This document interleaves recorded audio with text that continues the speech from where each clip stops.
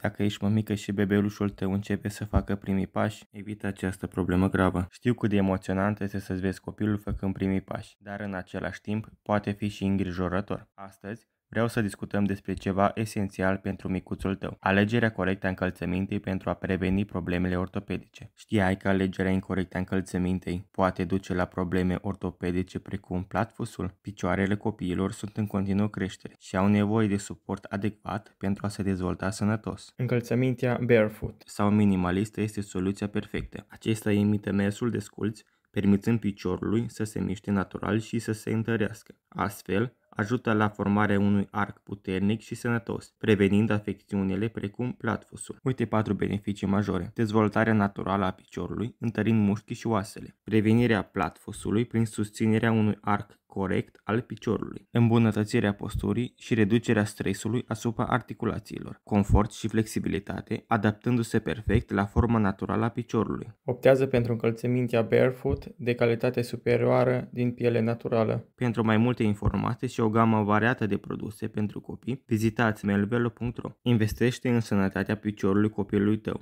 și asigură-i o creștere sănătoasă și fericită. Mulțumesc că te-ai uitat! Dă un like, un share și urmărește-ne pentru mai multe sfaturi utile.